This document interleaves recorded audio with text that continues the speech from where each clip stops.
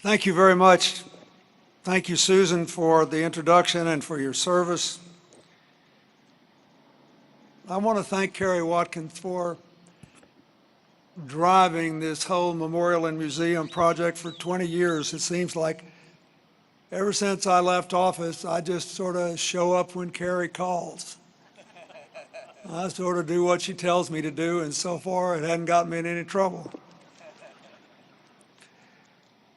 I want to thank Secretary Johnson and Director Comey and all the other federal officials who are here. Thank you so much, Governor Fallon, for what you said. Thank you,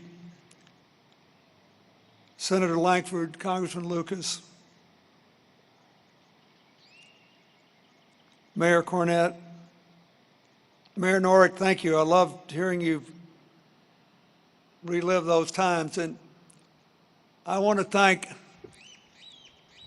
Governor Keating. Most of you don't know this, but I've known Frank Keating longer than you have.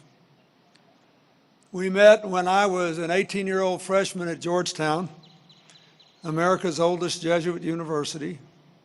I was a Southern Baptist, and they asked me what I was doing there. I said I hoped I could figure it out before I had to leave. The first encounter we had, we were having a partisan disagreement over a campus issue. It continued from 1964 or 65 for 30 years until Oklahoma City. He and Kathy were magnificent, as was the mayor, as were all of you.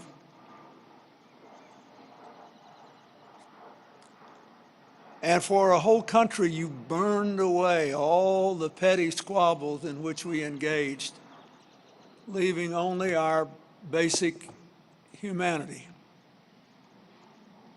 I mostly came here to thank you today.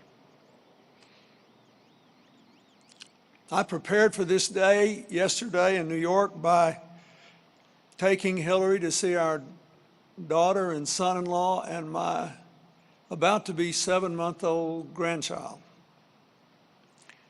And Hillary and I bathed her and fed her and put her to bed. And I looked at her in that crib so I could remember how you felt, those of you who lost your loved ones.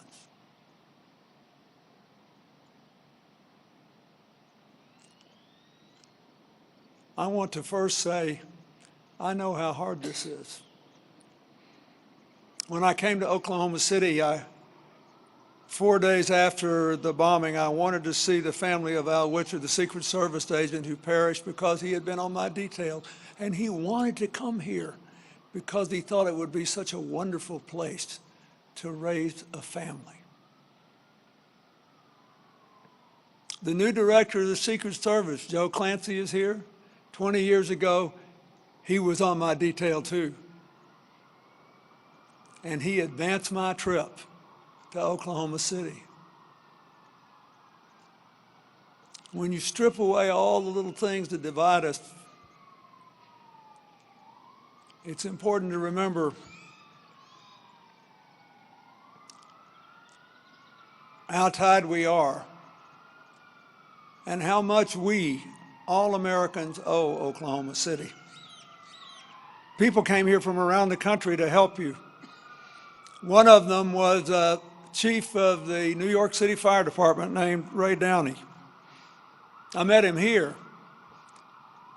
Almost 6 years later, lo and behold, I was living in New York with my foundation, and Hillary was a senator, and Ray Downey lost his life on 9/11, trying to get people out of the Twin Towers. And when they fell, among the first people to show up to help were the workers from Oklahoma City. And I can tell you, nobody has ever forgotten it. So I wanted to say thank you. I think of Oklahoma City sometimes as a tale of two trees, that one who proved that you're tough and strong and endure, and a dogwood that Hillary and I planted on the south lawn of the White House on my way down here that fateful day 20 years ago. Dogwoods for all of us are the sign of springtime and rebirth. For those of us who are Christians, they are also a sign of new beginnings and second chances. So I thank you. Nelson Mandela, who died a couple of years ago, was a great friend of mine for 20 years. He taught me a lot of things from his 27 years in prison.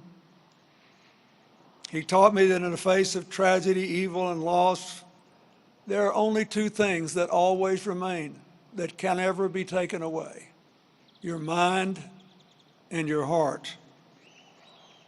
We must decide what to do with them, no matter what happens. Oklahoma City, you have chosen well. For 20 years, you have honored the memories of your loved ones. You have inspired us with the power of your renewal. You have reminded us that we should all live by the Oklahoma standard: service, honor, kindness. In doing these things, you had to choose to affirm our common humanity in the face of mad, crazy people who think the differences are all that matter, enough to dehumanize innocent bystanders they never met. You had to choose far-sighted love over blind hatred. You had to choose to redeem your terrible losses by beginning again. The whole world needs you now. There have been smaller examples of still significant number of innocents killed here in America. But in remote villages in northern Nigeria, in ancient historic cities in Iraq and Syria, and other places throughout the globe, even in Paris, France, there are still people who somehow think they can matter more and they can make a statement by killing innocents, snuffing out possibility that they can somehow bend the arc of history.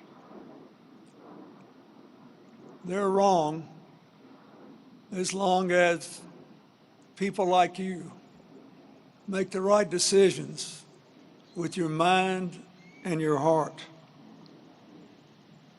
I wish everyone could come and see this model for a new century of human interdependence. You reclaimed the river, revived the downtown, reoriented your city toward a brighter future. And yes, by doing the right things, by just living by the Oklahoma standard, you grew faster than ever before, and you grew far more prosperous. A breathtaking increase in per capita income in these 20 years. But the material gains were incidental. Every family here who lost someone would give it all up in a heartbeat to have their loved ones back. The progress came because of your values, the culture you embraced, because of what you decided to do together. You freely embraced the choices of a mind and a heart that is blessed. When I was president, I spent $3 billion of your money to sequence the human genome. It's been worth a lot to us. We've gotten a couple $100 billion in benefits out of it, and we're closing in on cures for cancer and a lot of other problems. But the most important thing we found is that every non-age-related difference we can see in this vast crowd is lodged in 0.5% of our genome. The good Lord made us just different enough to keep it interesting. and alike enough to require us to make the choices Oklahoma City made. Not because you forgot the loss of loved ones, but because you remembered. Not because the pain and loss and love have worn away with time, but because they endure. And the only way you can redeem the loved ones is to live by the standard you have branded. It has been magnificent to behold. I urge you never to forget it. I thank you for the privilege of doing what I could to help, of being a witness to your triumphs, to have played a small part in what happened here in the aftermath of that terrible day. It is an honor I will treasure as long as I live. All I ask is that you never forget that you made the right choice. God bless you.